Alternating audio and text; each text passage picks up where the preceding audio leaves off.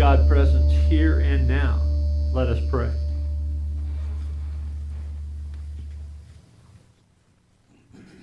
Father, Mother God, we give thanks for this opportunity to be open to the awareness of your presence. We allow ourselves to feel you. We allow ourselves to acknowledge you and to express you here and now.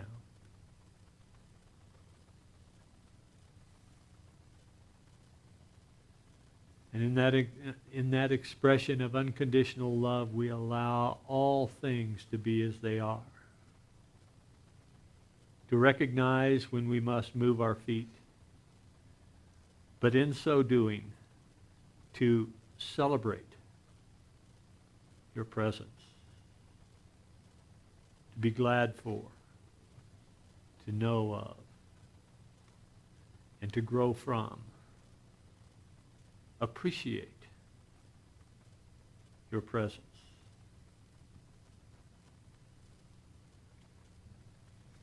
Breathing into that realization,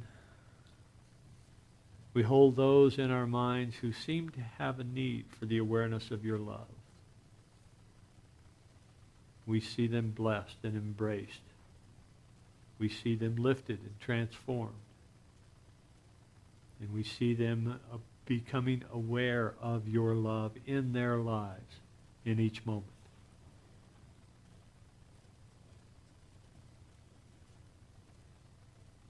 And for this realization in our lives and for the practice of bringing this realization to others, we give thanks.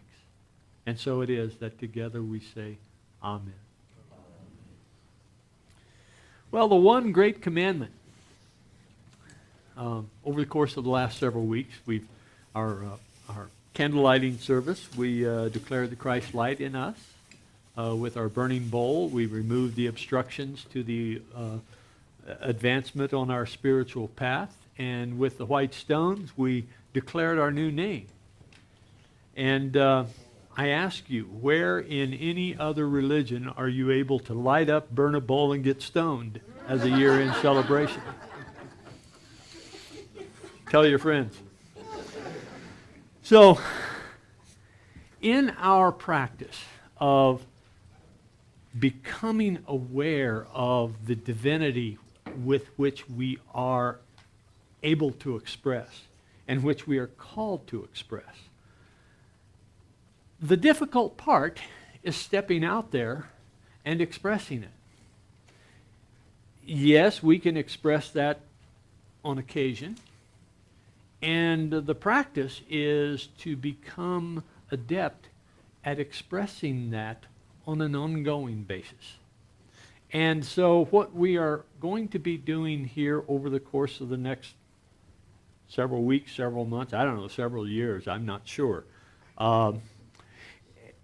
We're going to be talking about this teaching that Jesus offered us, but Jesus wasn't the only one. We're going to be looking at that golden thread today, but the teaching that Jesus offered us is summarized in a slide you may have seen before. Love God with all your heart, love your neighbor as yourself, and we think of these as two commandments. But I'd like to offer to you that this is not two commandments, but one. It's one great commandment. And that great commandment is the commandment that we are to follow regardless of our spiritual tradition. This idea of loving unconditionally is a golden thread that runs through many different traditions. But as we look at this, you shall love your God with all your heart and with all your soul and with all your mind.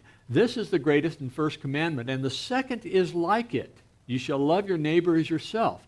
And if we think of our arising into the Christ awareness as a vertical axis, and we think of loving all of our brethren, sistren and brethren, sistren, no, that doesn't work. Okay, so we think about loving all of our other sentient inhabitants of this planet, then what we're doing is we are really identifying a plane, right? We have a vertical axis, we have a horizontal axis, and we're talking about the all that is all. And if you want to carry that Cartesian coordinate system one step further, we are the y-axis. We are the z-axis. We are the ones that carry this teaching throughout our lives. We're spreading this across our footprint in time. We are the ones practicing carrying this horizontal and vertical into our experience. And so this idea of being the messengers of God, being the Christ light that is expressing God in this moment, we're talking about embracing this all that is all as being what we are expressing, what we're pressing out. And so we have this idea of love. Of Course in Miracles talks about different kinds of relationships, two in fact, the special relationship and the holy relationship. The special relationship is that relationship that is engaged because we have looked inside and we have seen a lack. We've seen a hole in our consciousness. We've seen something that we are lacking. So we go out and we try to find a partner that is going to be a fit for that absence that we have sensed inside. The fallacy of that is that there is no absence inside, that we are in and of ourselves, we are complete and whole, and we are the house, we are the harbor of the Christ. We are the residence of God in this moment, is right here, here, here, here, here, here. In this moment, we are the expressions of God if we choose to be. There is no hole that needs to be filled. So the special relationship is a relationship that is based upon our fear that we are not enough, that we are inadequate, that we have to have something else to supplement that which we are in order for us to be whole. Wrong. We are whole right now. And the other relationship that A Course in Miracles talks about is the holy relationship, where we look inside and we see completion. We do not see an absence or a gap or a hole. We look inside and we see that we are truly the divine in expression in this moment. That is a truth that we can test out. That's a truth that we can live. That is the point of Jesus' teaching of love God with all your heart, love your neighbor as yourself, because your neighbor is yourself. So this idea of loving unconditionally in whichever aspect of our experience we choose to be is a reflection of the truth that is offered by this 5th century BCE Empedocles. God is a circle whose center is everywhere and whose circumference is nowhere. God is a circle whose center is everywhere and whose circumference is nowhere. That is a bit of a mental puzzle, but it points to that God is all. And when I talk about God, I'm not talking about the God that we anthropomorphize. I'm not talking about a God that I have somehow insight into what God is thinking, but rather God as consciousness itself. So when I talk about God, don't get hung up on, well, where is God? God is everywhere. What is God? God is all. How do I know God? By loving, by expressing this loving energy unconditionally. And in that expression, we are living and experiencing God. I've used the metaphor before of sitting on a mountaintop and looking out across the vast, beautiful range of mountains and plains and not being aware that we are swimming in this ocean of air. We're not feeling it, we're not seeing it, we're not realizing it until the wind blows. And when the wind blows, when we move that, we can experience it. And so it is with unconditional love. When we move that unconditional love, when we allow it to pass through us, we can experience it. And in that experiencing, we are living God. So, William James, who was a philosopher in the 19th, early 20th century, mostly 19th century, he offered this: the overcoming of all the usual barriers between the individual and the absolute, that is God, is a great mystic achievement. In mystic states, we both become one with the absolute and we become aware of our oneness. This is the everlasting and triumphant mystical tradition, hardly altered by differences of clime, region, or creed. And that idea is not just an American philosopher's idea. That idea actually has shown up in all of the great traditions. And those great traditions being, for instance, Kabir, a 16th century mystic from India. Unity is the essence of the teachings of all of the saints. For us there is one God, the Father, for whom are all things and for whom we exist. 1 Corinthians. Hear, O Israel, the Lord our God, the Lord is one, from Deuteronomy. Say, He is God, the one, God, the eternally besought of all, in the Quran. He who experiences the unity of life sees his own self in all beings, from the Buddha. You are all leaves of one tree and the fruits of one branch, Baha'u'llah of the Baha'i faith. And he perceives the oneness of everything, does not know about it, duality in it, is Zhengzhou. And nothing exists except the one, Ramakrishna, who is a Hindu saint. And I believe in the absolute oneness of God, and therefore also of humanity, from Gandhi. So we have these spiritual traditions and the great teachers from these spiritual traditions that are telling us repeatedly, time and time again, throughout time, saying that there is one, absolute. And we are part of the one because the one is all, including us. So when we are struggling in our tribulation, when we are frustrated by our expectations not being met, when we are challenged by someone who is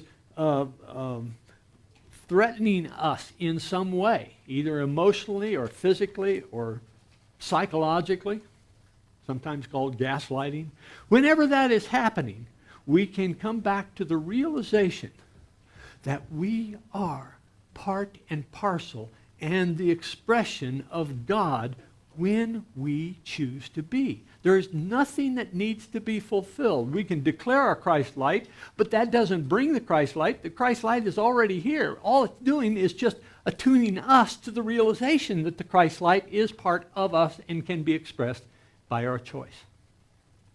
So, living the teachings of Jesus is living unconditional love, but it's also living the teachings of all of the traditions. We can call ourselves Christians, or we can call ourselves atheists, or we can call ourselves agnostic, or we can call ourselves Buddhists, or we can call ourselves Taoists. It doesn't make any difference because this one truth is part and parcel of each of those traditions. And if we are going to live our lives to the fullest, we are going to be expressing that which we have available to us. And that which we have available to us is always unconditional love. And when we express it, we are living it. So what would this be like? What would this be like if we encountered our day in the realization of unconditional love?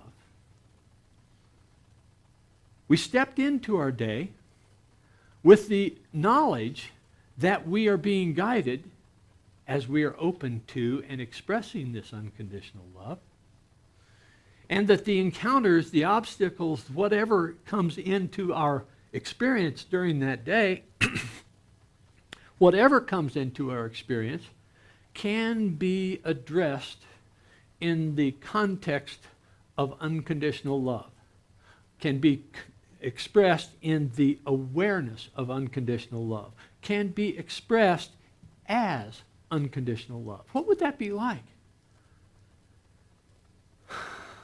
Our disappointments, our frustrations, our angers, our rages would disappear.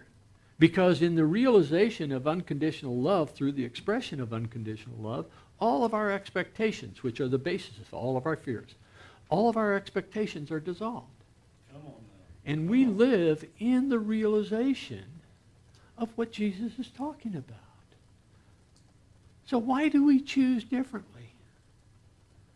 Course in Miracles tells us that we choose differently because there is an aspect of our consciousness which insists upon separation from each other and from God. And that separation from each other and from God is an interesting learning experience for us because it gives us the opportunity to see what it is like to not be in the realization of unconditional love. It gives us the opportunity to realize this experience that is less than the experience of unconditional love. And it gives us the opportunity to turn our attention then, because of the motivation coming from that adverse experience, to the experience that is going to give us joy, peace, fulfillment, and love. So this aspect of consciousness, which of course in Miracles calls the ego, this aspect of consciousness which insists upon separation from each other and from God, is just a teacher for us. It's nothing more, it's nothing less. It's just a teacher for us. So we shouldn't say, oh, I've got to get rid of the ego. No, let's celebrate the ego. Thank you for the lessons that you have given me. Thank you for this opportunity. And now I understand what I need to do to be fulfilled. I understand what I need to do to be... That's what I'm talking about. So, it is an opportunity for us to step into the teachings that of all the great saints, to realize what they learned. By realizing, I'm saying, making it real in our experience. It is our choice. It is just our choice. That's all it is. It's just a choice. Make the choice to live a fulfilling, loving, expressive life. Expressing that godness that you are. We'll have our meditation. As we come into our meditation, let us come in with I cast all my cares.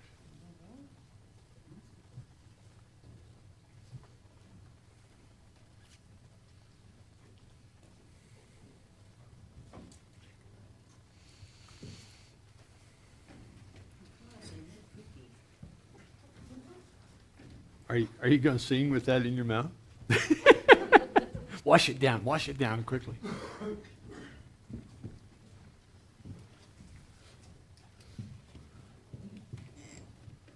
I know you guys were surprised because I finished on time.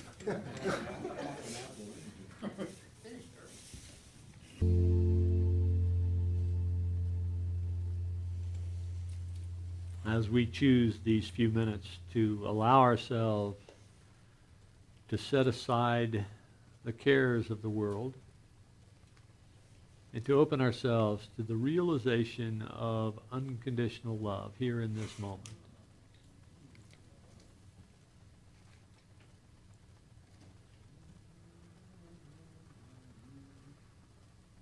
Breathing in and breathing out.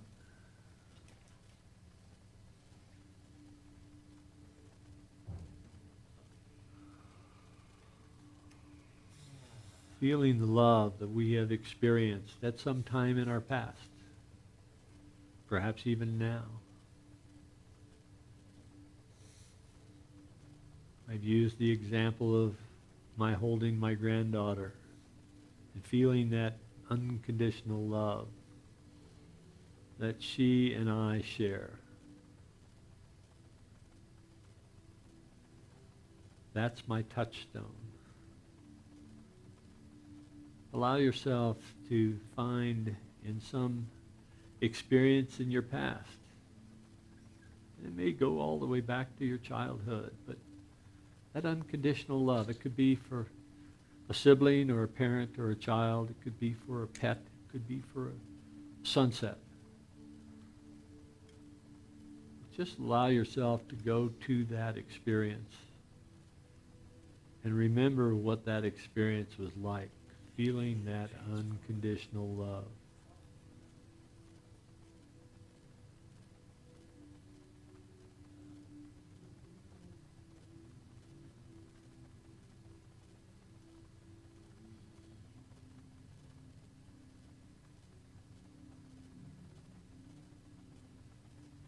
Feeling how that feels in your heart.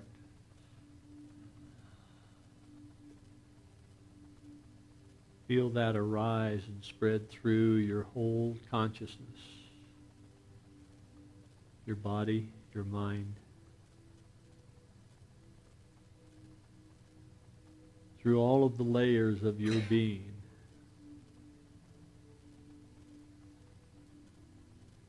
Expressing out all the way through the light body.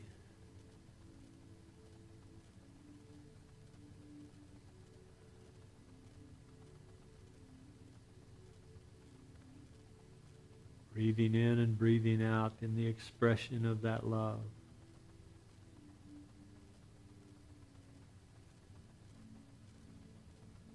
Feel that love move through you and into this moment. Pouring out, filling this moment,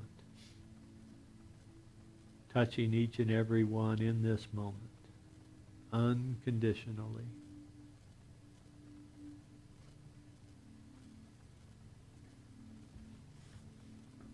Loving this, loving that. Loving him, loving her. Loving it.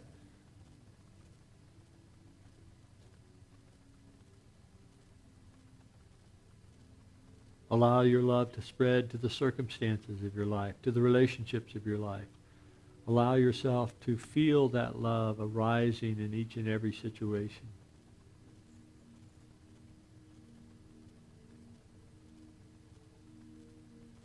See your encounters in this experience as fulfilling and loving, regardless of the players in the situation.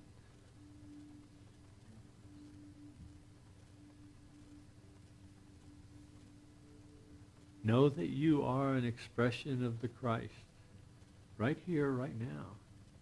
That is who you are.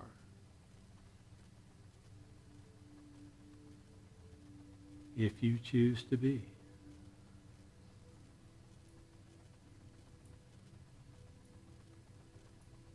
Feel how that experience unfolds for you. See the light that you bring into each person's life. See how you are the messenger for them of unconditional love. Loving this, loving that, regardless of your expectations, absent of your expectations, judgment-free, empowered, guided.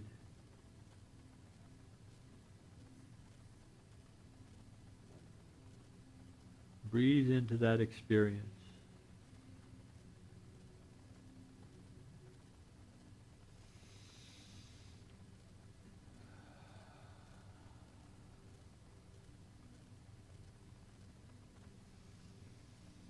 You are the Christ in this moment. You are bringing unconditional love in this moment. Loving all that is all.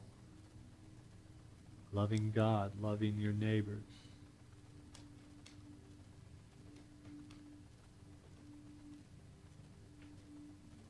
You are following that one great commandment of loving unconditionally. And we all are blessed by that. As we come back into this time and space, let us come back sharing the words of the Lord's Prayer.